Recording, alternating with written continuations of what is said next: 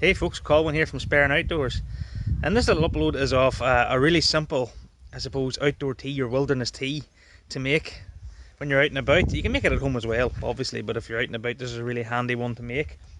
I was actually going to make this a soup, but I've actually don't have one of the main ingredients, so that'll be an upload for the future. But we'll make the tea anyway. And all I'm going to make is nettle tea.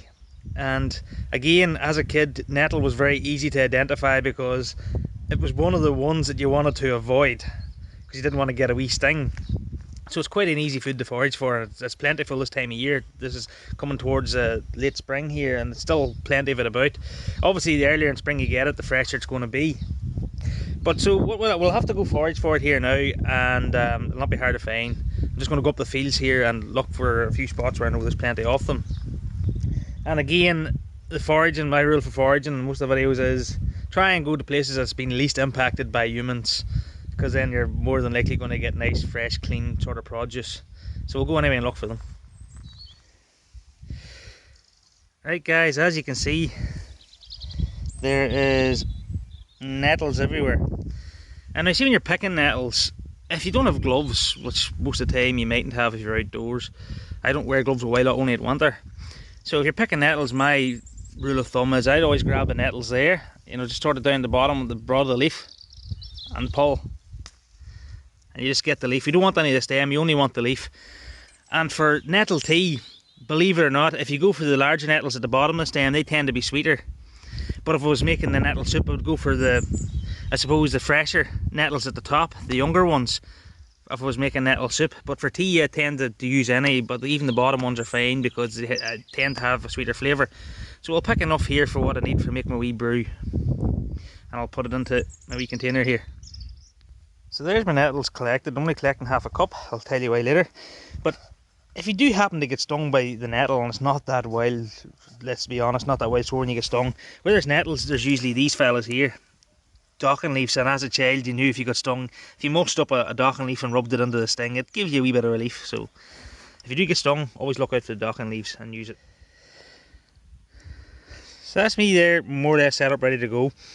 Now I've got my wee gas cooker here, and I've got my nettles. Now I only collected half a cup because a general rule of thumb, generally the way I do it is, if you want to make a nettle brew, nettle tea, I generally collect the half the amount of nettles as the water. So I'm going to use 1 cup of water, so I need half a cup of nettles.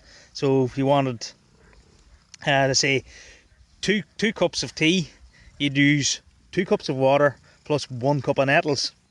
Not very hard math. So I'm going to go on ahead and give this a wee rinse with water just to clean off the wee nasties.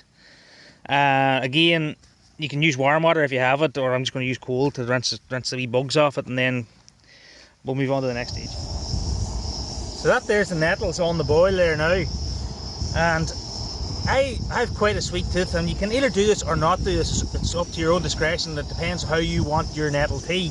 Now I like it very sweet. I've got a very sweet tooth, and I'm actually going to use the dandelion honey that I've actually made, and I'm going to put a spoonful or 2 into this, and then just test it as I go along to my flavour.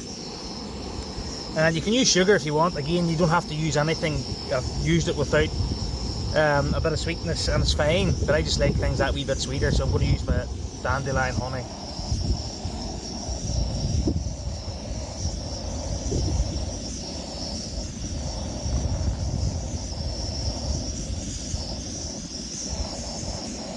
I put 2 generous lumps of dandelion honey in that to sweeten it up.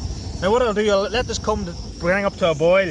Once it comes to a boil, I'll let it simmer for about 15 minutes, and then hopefully it should be ready to taste. So I'll wait till then.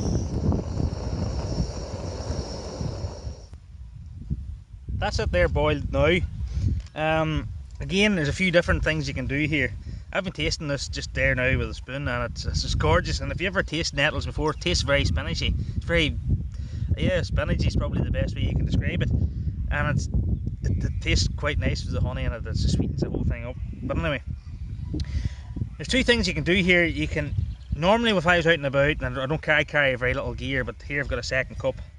I would normally try and keep it as light as possible. Now I could drink this directly with the nettles in it, and it would be like drinking tea with the tea bag still in a cup type thing, which is fine, which I would normally do.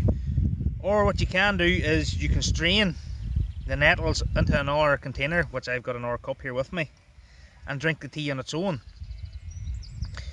But rather, you can discard the nettles if you want, but rather than discard them and waste them, you can eat the nettle leaves. And I said they taste very spinachy. You can either cook them, you can use them as part of another meal that you've made on your campfire, or another meal that you've had with you, or you can just eat them on your own as a veg. And they're quite nice. So I'm going to separate them here and pour them into the cup again. If you have straining paper and stuff like that, you can strain them if you're in a house and that, but generally if you're out in the field you don't have a strainer. So I'm just going to pour them into this and then show you the colours and the leaves and everything.